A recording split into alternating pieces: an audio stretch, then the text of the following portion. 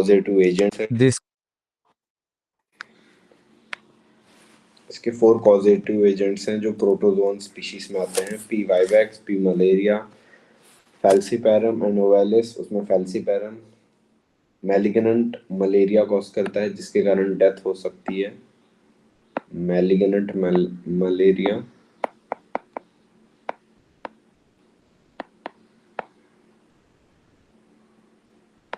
जिससे डेथ हो सकती है। ओके, लाइफ साइकिल्स हमने देखा था कि मच्छर के अंदर जो है वो बाइटिंग के वजह से स्पोरोजोइड्स या तो इन्फेक्शन फॉर्म जो है वो अपने ह्यूमन बॉडी के अंदर इंजेस्ट करता है, फिर वो ब्लड वेसल्स में जाता है। स्पोरोजोइड एक साइजोंट बना लेता है। साइजोंट एक सिस्ट लाइक कवरिंग है जिसके अंदर प्रोटोजोन्स रहते हैं। फिर वो जो साइजोन्स हैं वो डिवाइड करते हैं और बनाते हैं मीरोजोइड्स। यहाँ ऊपर initially in the form of sporozoites आए थे और लीवर के अंदर असेक्सुअली रिप्रोड्यूस करते हैं मीरोजोइड्स के फॉर्म में। नाउ कुछ मीरोजोइड्स लीवर से बाहर निकल के आरबीसीस में आते हैं और आरबीसीस के अंदर भी सिस्ट फॉर्मेशन करते हैं जिसको साइजोंट बोलते हैं, और वहाँ पे मीरोसाइट्स बोला जाता है और वहाँ पे भी वो रिप्रोड्यूस करते हैं असेक्सुअली। उनमें से कुछ जो हैं आरबीसीस को बर्स्ट करने की वजह से हीमोग्लोबिन पिगमेंट रिलीज होता है जिससे फीवर्स एंड चिल्स आते हैं मलेरिया के अंदर। और उसमें से कुछ अगेन असेक्सुअली रिप्रोड्यूस करने के बाद गैमेटोसाइट स्टेज में चले जाते हैं। गैमेटोसाइट स्टेज एक ऐसा स्टेज है जिसमें फ्यूचर के मेल और फीमेल गैमेट्स बनाए जाते हैं। ये एक सेक्सुअल स्टेज है, सेक्सुअली रिप्रोड्यूस नहीं करता वो हमारे अंदर या आरबीसी के अंदर। सेक्सुअली रिप्रोडक्शन मच्छर के गट के, मॉस्किटो के गट के अंदर होता है। Again the mosquito will bite, then the sporozoites will transfer to the male gametophytes and female gametophytes will transfer to the mosquito। Mosquito वहां से फिर से उसको अपने स्टमक में ट्रांसफर करके फर्टिलाइजेशन करवा के फिर से वो साइकिल कंटिन्यू हो जाती है। हमने लास्ट लेक्चर में देखा था। इसमें आपको याद क्या रखना है, फर्स्ट होस्ट कौन है, मॉस्किटो। क्यों? क्योंकि वहां पे सेक्सुअली रिप्रोड्यूस करता है।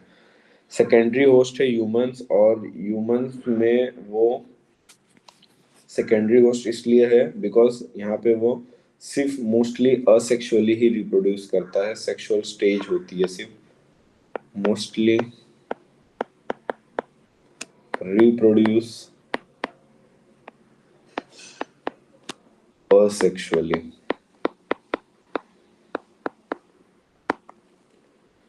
और यहाँ पे सेक्सुअली रिप्रोड्यूस करता है इसलिए प्राइमरी होस्ट है। जो भी प्राइमरी होस्ट होगा जिस बीमारी में या कोई भी डिसीज में, तो आपको याद रखना है वो सेक्सुअली रिप्रोड्यूस करता है। ओके,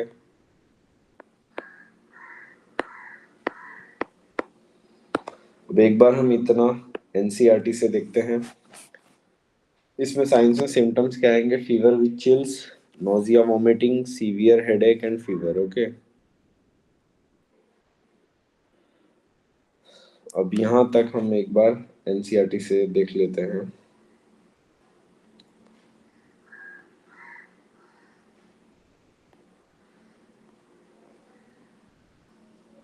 देखो, हेल्थ एंड डिसीज।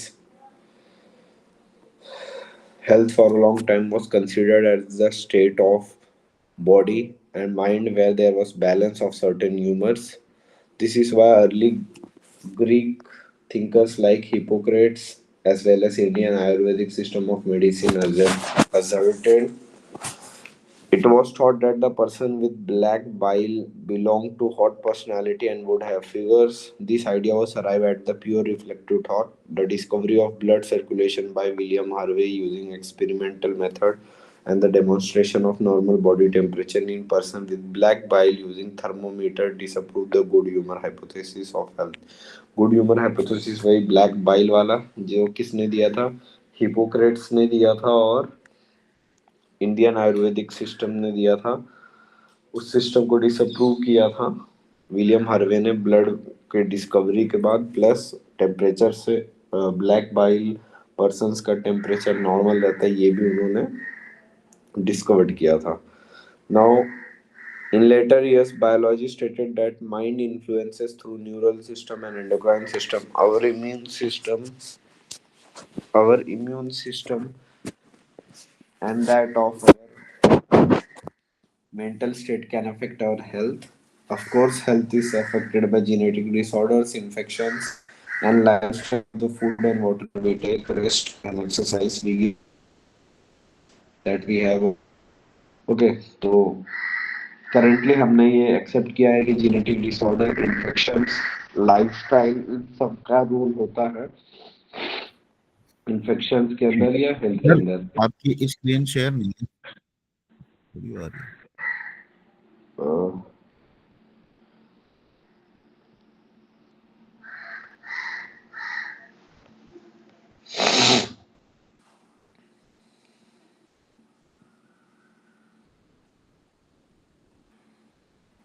स्टार्ट है सर, स्क्रीन दिख रही है सबको? Yes yes.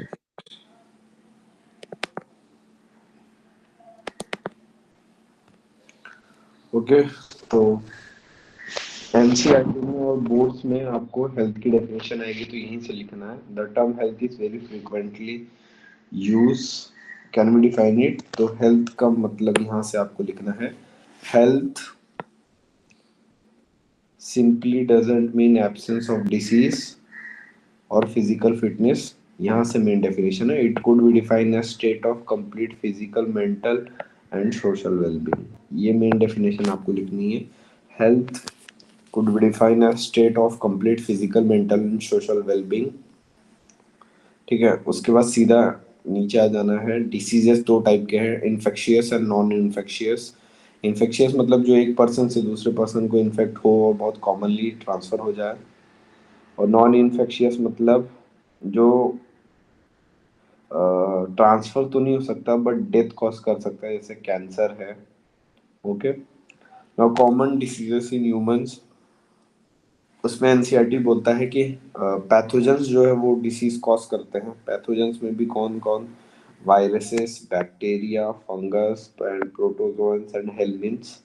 ये पांचों हमें पढ़ने हैं, और हमने इसमें से बैक्टीरियल, वायरस, फंगी और प्रोटोजोआ का एक मलेरिया खत्म कर दिया है। अब एनसीईआरटी से ओके। और पैथोजन जो भी होते हैं वो डिसीज कॉजिंग एजेंट होते हैं। नीट में क्वेश्चन बनता है यहाँ से, all pathogens causes disease, assertion and reason में असर्शन देते हैं ऑल पैथोजेंस कॉजेज डिसीज, और रीजन होता है कि disease is cause due to pathogens. आपको याद रखना है ऐसे स्टेटमेंट में कि हर पैथोजन डिसीज नहीं कॉज करता है, ये फॉल्स स्टेटमेंट है। Few pathogens causes disease, few are not. जैसे लैक्टोबैसिलस बैक्टीरिया है बट वो दही जमाने के लिए काम आता है, वो हमारे नॉर्मल गट्स के अंदर, वजाइना के अंदर रहता है, बट वो डिसीज नहीं कॉज करता। तो आपको इतना याद रखना है कि ऑल पैथोजेंस जो होते हैं वो डिसीज कॉजिंग एजेंट्स नहीं होते हैं। Okay, now we'll move further. Most parasites are therefore pathogen as they cause harm to host by living in or them. These pathogens can enter our body by various means, multiple, or interfere with the normal vital activities, resulting in morphological and functional damage. Pathogens have to adapt to the life within the environment of the host. For example, pathogen जो human के अंदर, वो जो भी pathogen जिस भी host के अंदर रह रहा है, दे नीड सम मॉडिफिकेशन। जैसे हमारे अंदर कोई पैथोजन रह रहा है तो उसको स्टमक के अंदर का हाई पीएच को, सॉरी लो पीएच को रेजिस्ट करना पड़ेगा, क्योंकि वहाँ पे पीएच 1.8 से लेके 2 के आसपास होता है। For example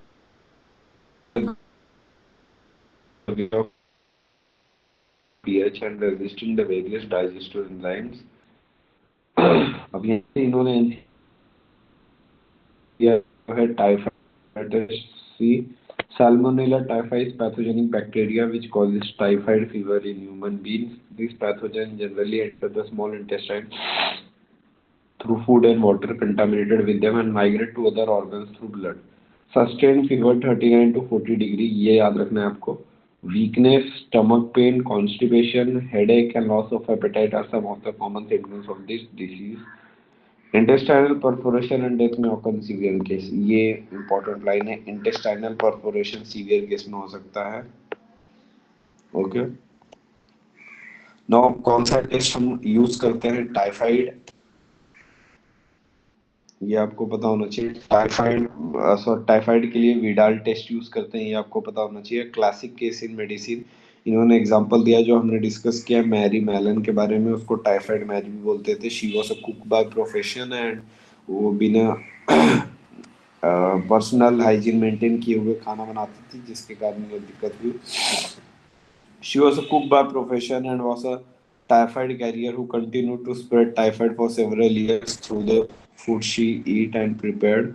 Bacteria like Streptococcus pneumonia and Haemophilus influenza are responsible for disease pneumonia in humans, which infects the alveoli air film. अब उसके बाद इन्होंने निमोनिया के बारे में बोला। इसके दो एजेंट है, streptococcus pneumonia and haemophilus influenza. Plain influenza is virus and with haemophilus influenza is bacteria. तो ये फर्क याद रखना है, एक इन्फ्लुएंजा प्लेन में वायरस हो जाता है और अगर हीमोफिलस लगा दोगे तो बैक्टीरियल है। तो निमोनिया कॉजेटिव एजेंट्स दो हैं, एल्वोलाई को अफेक्ट करते हैं और लंग्स को डैमेज करते हैं। प्रॉब्लम्स क्या है, इसके सिम्टम्स क्या क्या है? Fever, chills, cough and headache. Severe case में लिप एंड फिंगर्स में turn grey to bluish in colour. A healthy person acquire the infection by inhaling droplets, aerosols released by infected person, or even by sharing glasses and utensils with the infected person. Dysentery, plague, diphtheria are some of the bacterial diseases in man. Third बीमारी virus की, common cold rhino virus के बारे में बोल रहे हैं।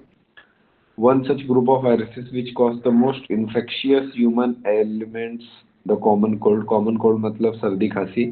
They infect the nose and respiratory passage but not the lungs. The common cold is characterized by nasal congestion and discharge, sore throat and hoarseness of voice, cough, headache, and tiredness, which usually last for 3 to 7 days. Droplets resulting from cough or sneeze of an infected person are either inhaled directly or transmitted through contaminated objects such as pens, book cups, doorknobs, computer keyboards or mouse, and cause infection to healthy person.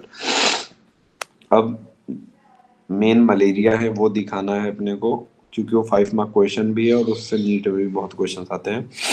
Some of the human disease are caused by protozoans too. You might have heard about malaria, a disease that a man has been fighting since many years. Plasmodium नाम का जो protozoa है, Plasmodium tiny protozoa is responsible for this disease.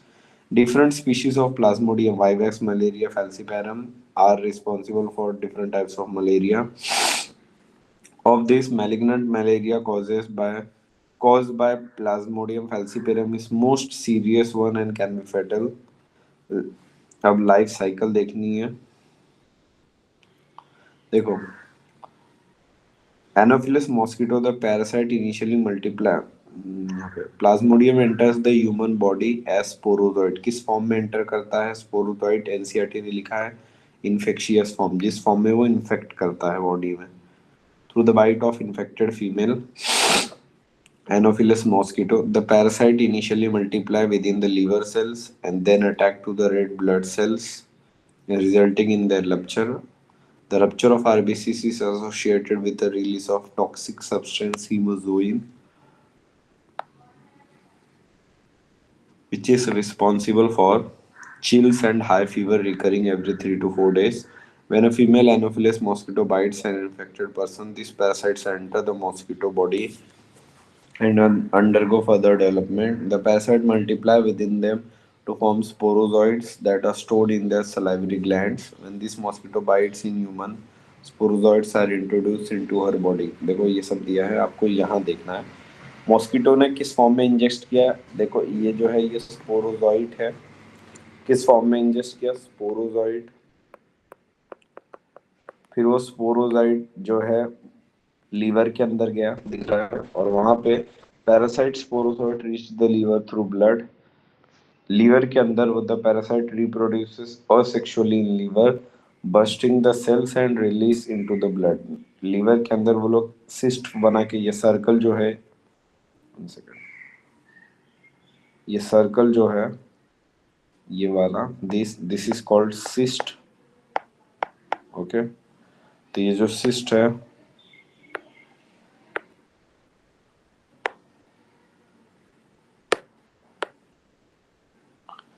ये जो cyst है वो bast होता है और उसमें से ये स्मॉल स्मॉल जो सर्कुलर ग्लोब्यूल्स आपको दिख रहे हैं ये स्पोरोजॉइड्स हैं जो बाहर आते हैं। ओके, और फिर उसमें से कुछ sporozoites parasites reproduce asexually in red blood cells, busting the red bloods and causing cycles of fever and other symptoms. Release parasite infects new blood cells.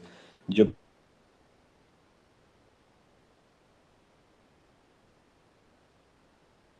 निकल रहे हैं वो चीज ये वर्क करता है उसी ब्लड में से कुछ स्पोरोजॉइड्स, देखो यहाँ से एरो दिखा गया, कुछ स्पोरोजॉइड्स गैमेट्स बनाते हैं। सेक्सुअल स्टेजेस है, सेक्सुअल रिप्रोडक्शन नहीं है, सेक्सुअल स्टेज में जाते हैं कुछ मीरोजॉइड्स जिसको हम बोलते हैं गैमेटोसाइट स्टेज। उसमें वो दो गैमेट्स बनाते हैं, मेल और फीमेल, और दोनों गैमेट्स फिर फीमेल मॉस्किटो जब बाइट करती है तो उसके पास जाते हैं, वहाँ पे फर्टिलाइजेशन होती है मॉस्किटो के अंदर, डेवलपमेंट टेक प्लेस इन गट, ये याद रखना है। कई बार नीट में क्वेश्चन आता है सलाइवरी ग्लैंड, नहीं सलाइवरी ग्लैंड में नहीं, रिप्रोडक्शन, रिप्रोडक्शन कहाँ पे होता है, मॉस्किटो के गट के अंदर। गट के अंदर ही क्यों, हमारे बॉडी में क्यों नहीं हुआ, उसका रीजन है कि जो प्रोटोजोआ है वो लोग हमारे बॉडी के टेम्परेचर के अंदर रिप्रोड्यूस नहीं कर सकते। हम कोल्ड ब्लड, हम वार्म ब्लडेड एनिमल है, हमारा टेम्परेचर 37 डिग्री सेल्सियस रहता है आइडियली। ब्लड का पीएच भी काफ़ी अल्कलाइन होता है, तो उनको इंसेक्ट के पास जाना पड़ता है क्योंकि इंसेक्ट कोल्ड ब्लडेड एनिमल्स हैं, तो वहाँ टेम्परेचर कम रहता है और वो आइडियल पोजीशन होती है उनको रिप्रोड्यूस करने की। ठीक है, उसके बाद वो लोग वहाँ पे रिप्रोड्यूस करने के बाद उनके गट्स से ये जो रेड कलर के हैं सारे स्पोरोजॉइड्स बाहर निकलते हैं, सलाइवरी ग्लैंड में आते हैं और वहाँ से फिर से मच्छर दूसरे ऑर्गेनिजम्स को या इंडिविजुअल को जब बाइट करेगा तो फिर से ये उसमें पहुंच जाता है। डन, ये एक साइकिल है, ये आपको याद रखनी पड़ेगी। उसके बाद इन्होंने एस्केरियासिस के बारे में बताया था, मैंने कल बताया था। एस्केरियासिस बुचेरिया एक हेलमिन्स वर्म इन्फेक्शन है, इसके अंदर लिम्फ नोड्स, यहाँ पे ऐसे लिम्फ नोड्स होते हैं, लिम्फ नोड्स जो पैरों के होते हैं उसके अंदर ऐसी स्वेलिंग्स आ जाती है। इसमें राइट साइड में दिखा नहीं सकते तो मैंने लेफ्ट में दिखा है, लिम्फ नोड्स होते हैं इसमें, यहाँ पे स्वेल हो जाता है reproductive organs. Okay, now will move further. अब हम अपने नोट से आगे का देखते हैं। हर एक का एनसीईआरटी रीड करना पड़ेगा क्योंकि आप लोगों को मेजरली बोर्ड्स और एनसीईआरटी दोनों भी एक ही पर्सपेक्टिव से रिमेम्बर करना पड़ेगा और वो एनसीईआरटी में क्लियर कर दिया है। अब अमीबियासिस पढ़ेंगे। अमीबियासिस का कॉजेटिव एजेंट क्या है, इंटा अमीबा हिस्टोलिटिका, ये एक इम्पोर्टेंट टर्म है। इंटा अमीबा हिस्टोलाइटिका, आपको ई डॉट हिस्टोलाइटिका भी आ सकता है, तो आप या तो पूरा ही नाम कर सकते हो या तो हिस्टोलाइटिका मेन स्पीशीज का नाम याद रखो। तो amoebiasis is caused by entamoeba histolytica. Mechanism of transmission again faeco oral route है। फीको ओरल रूट का मतलब मैंने आपको बता दिया है, फीकस के थ्रू स्प्रेड होता है, वहां से उठ के किसी फूड पार्टिकल्स पे उसके जो एजेंट्स हैं वो बैठ जाते हैं वाया एनी वेक्टर और वहां से फिर ओरल रूट से फिर से बॉडी में जाते हैं। Signs and symptoms and S, parasite transfer to large intestine and start eating the blood and tissues of colon. ये पैरासाइट सबसे पहले कहाँ इन्फेक्ट करता है, बॉडी में जाते ही वो टारगेट करता है लार्ज इंटेस्टाइन को। Now this is large intestine, उसमें कोलोन को वो अफेक्ट करता है और वहाँ पे जो उसके ब्लड वेसल्स होते हैं और टिश्यूज उसको डैमेज करता है, जिसकी वजह से constipation, abdominal pain, stools with excess mucus and blood बाहर आता है। ओके, वेक्टर क्या है, नॉर्मल जो मक्खी होती है अपने घर में, मस्का डोमेस्टिका, वो जो मक्खी आप देखते होंगे, मच्छर और मक्खी में जो मक्खी होती है उसका नाम है commonly we called it scientifically musca domestica. तो इसका जो एजेंट है वो नॉर्मल मक्खी है, वो बाहर से किसी के फीसेस से वो एजेंट्स को लाती है और डायरेक्टली ट्रांसफर करती है। एनसीईआरटी एक टर्म लिखती है कि मस्का डोमेस्टिका या common house fly is a mechanical vector. उन्होंने सिर्फ वेक्टर नहीं लिखा, मैकेनिकल वेक्टर लिखा। Now what does this mechanical vector mean? There are two types of vector. देखो, there are two types of vector. एक vector होता है जो होस्ट के बॉडी में, मतलब मान लो यहाँ पे मक्खी जो है वो वेक्टर है और होस्ट ह्यूमन बींग्स हैं। तो वो जो एजेंट है वो मक्खी के विंग्स पे, पैरों पे, या प्रोबोस्किस ग्लैंड, या आप बोल सकते हो उसके जो स्टिंगिंग माउथ है उसके ऊपर बैठा रहेगा। बॉडी के अंदर मच्छर के नहीं जाता, और वाया किसी फुट के ऊपर वो जब मक्खी बैठेगा तो वहां पे लेट डाउन हो जाएंगे। तो मक्खी के अंदर उसने रिप्रोड्यूस नहीं किया, उसको बोलते हैं मैकेनिकल वेक्टर। जिसके अंदर वेक्टर के बॉडी के अंदर के थ्रू वो स्प्रेड नहीं होता है, बाहर से ही स्प्रेड हो जाए। अब मलेरिया के अंदर देखो, पहले वो मच्छर के अंदर गया, वहां उसने डिवाइड किया, फिर हमारे बॉडी के अंदर आए, then they are plain vector. उसमें हम मैकेनिकल शब्द यूज नहीं करते। मैकेनिकल के अंदर होता है जिसकी वेक्टर के अंदर बॉडी के वो रिप्रोड्यूस ना करे, सिर्फ बाहर किसी भी बॉडी पार्ट्स के ऊपर वो अटैच रहेगा और वहां से डायरेक्टली स्प्रेड आउट हो जाएगा। तो डिफरेंस है, ये मैकेनिकल वेक्टर है, मतलब इसके बॉडी के अंदर वो डिवाइड नहीं करेगा, बॉडी के बाहर के पार्ट्स पे कहीं पे अटैच रहेगा और वहीं के थ्रू ह्यूमंस के पास वाया फूड स्प्रेड होता है। अब यहाँ पे एग्जांपल मैंने दिया, देखो वेक्टर मॉस्किटो है, फिर उसने क्या किया, ह्यूमंस के फूड के थ्रू ह्यूमंस के अंदर आएंगे। फूड के फूड के ऊपर बैठा वेक्टर, वेक्टर मॉस्किटो है मस्का डोमेस्टिका, उसने इसके पैरासाइट्स को, जो अमीबियासिस एक प्रोटोजोआ है, उसको फूड पे रखा, फूड से ह्यूमन में गया, ह्यूमन से अगेन कोलोन में गया। कोलोन में क्या होगा, वहां पे वो एक ट्रोपोजॉइट स्टेज फॉर्म करता है। Trophozoite stage is responsible for signs and symptom. इसको, इसमें वो दो स्ट्रक्चर फॉर्म करता है, देखो कोलोन में एक मैग्ना और एक माइन्यूटा। ये आपके नीट के लिए इंपॉर्टेंट है, वो एनसीईआरटी में उसका बहुत शॉर्ट फॉर्म दिया है। कोलोन में वो दो स्ट्रक्चर फॉर्म करता है, एक मैग्ना और एक माइन्यूटा। जो मैग्ना है वो ट्रोपोजॉइट होता है और वही रिस्पॉन्सिबल होता है साइंस एंड सिम्टम्स के लिए। इन शॉर्ट, ब्लड वेसल्स को पंचर करता है मैग्ना। माइन्यूटा का काम होता है रिप्रोड्यूस करना। तो माइन्यूटा टेट्रा न्यूक्लिएट कंडीशन बनाता है। टेट्रा न्यूक्लिएट कंडीशन का मतलब होता है, पहले उसमें दो न्यूक्लियस होते हैं, वो असेक्सुअली डिवाइड करके चार ऐसे सेल्स बनाता है जिसमें न्यूक्लियस हो। और टेट्रा न्यूक्लिएट स्टूल से पास होता है फीसेस। फीसेस में अगेन टेट्रा न्यूक्लिएट रहता है, वो वेक्टर वेक्टर के पास जाता है। वो वेक्टर अगेन किसी फूड के थ्रू ह्यूमन में भेजता है। अब ये जो कोलॉन है वो फिर से माइन्यूटा और मैग्ना बनाता है। माइन्यूटा में 2x है इसका प्लॉइडी, और ये है 2x। जबकि यहाँ पे हमने क्या देखा, ट्रैवल क्या कर रहा है, टेट्रा न्यूक्लिएट कंडीशन। देखो अमीबा जो है वो चार न्यूक्लियस के फॉर्म में, मतलब उसकी प्लॉइडी 4n रहती है जब वो ह्यूमंस में ट्रांसफर होता है, पर कोलॉन में जाके वो 2x या 2n प्लॉइडी का माइन्यूटा एंड 2n प्लॉइडी का मैग्ना बनाता है। फिर माइन्यूटा अगेन सेक्सुअली रिप्रोड्यूस करके उसको टेट्रा न्यूक्लिएट बनाता है और फिर से पास ऑन करते रहता है। ये प्रोसेस कंटिन्यू रहती है, जिसके कारण एक बंदे को अगर अमीबियासिस हो जाए तो वो काफी देर तक उसका कैरियर रहता है। इसका ट्रीटमेंट है कि आपको लॉन्ग हाई काफी टाइम के लिए ऑस्मोलैरिटी बैलेंस करने के लिए फ्लूइड्स, बॉडी फ्लूइड्स दिए जाते हैं आईवी के थ्रू, और आईवी एंटीबायोटिक्स भी अगर सीवियर केसेस हो तो लगाया जाता है। नाउ नेक्स्ट चीज हम पढ़ेंगे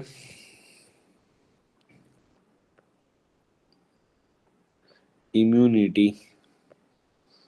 एंड इम्यूनिटी में भी, वन सेकेंड,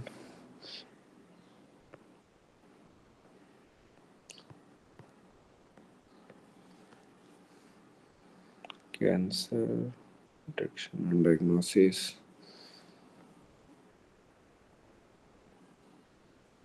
यस, इम्यूनिटी पढ़ेंगे। तो इम्यूनिटी जो है बॉडी में वो दो टाइप की है, आप देख सकते हो, innate and acquired. Innate immunity का मतलब होता है जो हमें बर्थ से मिली हो। एक्वायर्ड का मतलब होती है, जैसे अभी आपकी एज जितनी भी होगी, 16, 15, 16, 17 या 18, आपने कुछ बीमारियों से इस through out the life span, इस पूरी जर्नी में आप 17-18 ईयर्स के जो भी हो, इस जर्नी में आपने बहुत सारी बीमारियों से लड़ा, खुद से आपको हुआ और वैक्सीनेटेड हुए, तो उसको बोलते हैं एक्वायर्ड इम्यूनिटी, जो हम आफ्टर बर्थ एक्वायर्ड करते हैं। इनेट इम्यूनिटी मतलब जिस इम्यूनिटी के साथ हम बर्थ लेते हैं। तो इनिट इम्यूनिटी का दूसरा नाम होता है नॉन स्पेसिफिक इम्यूनिटी। इस पे नीट का सबसे ज्यादा टारगेटेड होता है, या दर्शन एंड रीजन का मोस्ट टारगेटेड क्वेश्चन है कि ये नॉन स्पेसिफिक है और एक्वायर्ड इम्यूनिटी स्पेसिफिक है।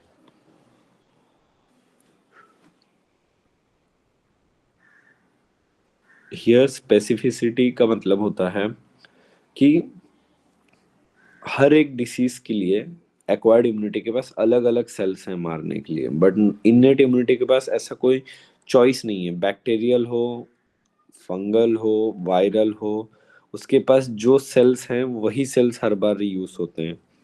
जबकि एक्वायर्ड में ऑप्शंस रहते हैं, कैसे होते हैं हम वो देखेंगे। तो इसमें क्लासिफिकेशन आपको याद रखना पड़ेगा। इम्यूनिटी दो टाइप की होती है, innate immunity and acquired immunity. Acquired immunity further दो टाइप की होती है, एक्टिव एंड पैसिव। एक्टिव का मतलब होता है जिसमें एंटीबॉडी बॉडी को खुद बनानी पड़े, एंड पैसिव इम्यूनिटी होता है जिसमें एंटीबॉडी बॉडी बाहर से लेती है। ये बहुत इंपॉर्टेंट है। एक्टिव इम्यूनिटी का मतलब होता है एंटीबॉडी खुद से बनाना बॉडी को, body will work for to make antibody. जबकि पैसिव के अंदर ऐसा कुछ नहीं है, हमें प्री फॉर्म बना बनाया एंटीबॉडी बाहर से मिल जाता है। तो एक्टिव के अंदर भी और पैसिव के अंदर भी दो टाइप आते हैं, natural artificial and natural artificial. तो एक्टिव के नेचुरल का एग्जांपल है कोई भी इन्फेक्शन हो, जैसे आप मान लो आप किसी बंदे को चिकन पॉक्स होता है, तो पहले उसको वो इम्यूनिटी नहीं रहती है, फिर उसके बॉडी पे वो चिकन पॉक्स का इन्फेक्शन होता है, फिर धीरे धीरे वो उसके खिलाफ एंटीबॉडी बनाता है, फिर दूसरी बार चिकन पॉक्स नहीं होता है। हाँ, जिसकी इम्यूनिटी भूल गई है कि चिकन पॉक्स को कैसे लड़ते हैं, तो कुछ कुछ के इंडिविजुअल में वो सेकेंडरी या एक और बार इन्फेक्ट करता है। But ideally naturally chicken pox एक ही बार होता है लाइफ में। क्यों? क्योंकि सेकंड टाइम उसकी मेमोरी हमारे पास रहती है। तो नेचुरल इम्यूनिटी जो है उसके अंदर वो एग्जांपल्स आते हैं जो भी बीमारी इंडिविजुअल को फर्स्ट टाइम होती है। आर्टिफिशियल के अंदर क्या आ जाता है? वैक्सीनेशन। हमें जैसे कोई कोई डिसीज नहीं है पर हम चाहते हैं हम उससे प्रोटेक्टेड रहें, तो हम उसका वैक्सीन लगवा लेते हैं। तो वहां पे हम टेम्परेरी बॉडी को इन्फेक्ट कर रहे हैं वो एजेंट कम डोज में, ताकि वो उसके खिलाफ एंटीबॉडी बना ले पहले से ही। अब इसका एग्जांपल जो है वो है वैक्सीनेशंस के। जैसे हमने देखा था, हमने ट्यूबरक्लोसिस की वैक्सीन लगाई जाती हैं, बीसीजी। टिटनेस की वैक्सीन लगाई जाती है। हमें टिटनेस होता नहीं है, हमें ट्यूबरक्लोसिस होता नहीं है, बट हम उससे बचने के लिए ऑलरेडी वैक्सीन लगाते हैं, ताकि बॉडी जो है उसके खिलाफ पहले से ही एंटीबॉडी बना के रखे, उसके दिमाग में आइडिया रहे कि ये एंटीबॉडी इस पर्टिकुलर डिसीज की है, और जब वो डिसीज हो तो हमें ज़्यादा दिक्कत ना दे। तो वैक्सीनेशन, जितने भी टाइप की वैक्सीनेशन है वो एक्टिव के आर्टिफिशियल में आती है, जबकि एक्टिव के नेचुरल में क्या आती है? सारे नेचुरल इन्फेक्शन जो खुद से हो जाए, डेलिबरेटली हम कॉज नहीं करते हैं, अपने आप हो जाता है वो। जबकि एक्टिव के आर्टिफिशियल में वैक्सीनेशन हम डेलिबरेटली चाहते हैं, बॉडी को इन्फेक्ट करवा रहे हैं ताकि हमारी इम्यूनिटी बने। तो देयर इज डिफरेंस। नेचुरल के केस में इन्फेक्शन हो रहा है, आर्टिफिशियल के केस पे वैक्सीनेशन के थ्रू हम इंजेस्ट करवा रहे हैं बॉडी को। एक्वायर्ड का मतलब, एक्वायर्ड में जो पैसिव है, पैसिव के दो टाइप से अगेन, नेचुरल एंड आर्टिफिशियल।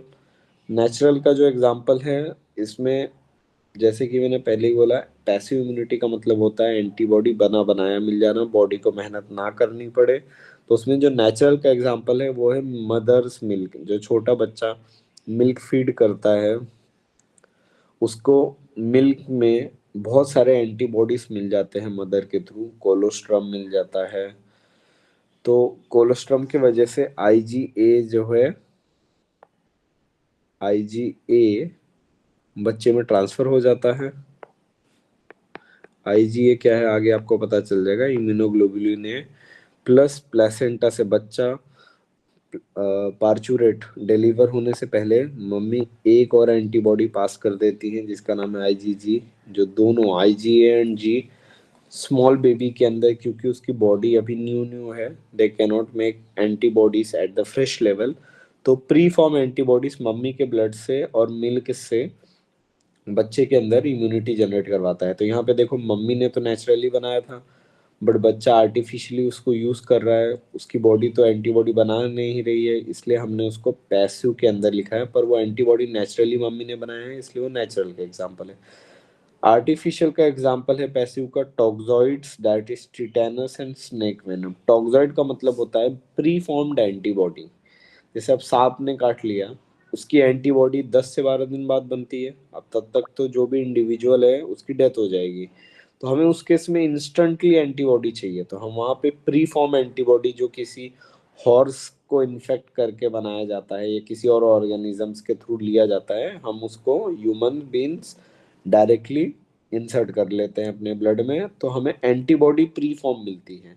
देखो दो केस है, एक है इन्फेक्शन करवा के बॉडी से एंटीबॉडी बनाना, और एक केस से इन्फेक्शन हो जाए इमरजेंसी सिचुएशन में प्री फॉर्म एंटीबॉडी किसी से ले लो। अभी कोविड के अंदर भी आप लोगों को याद है कुछ लोग बोल रहे थे plasma donation, plasma donation. Now why plasma?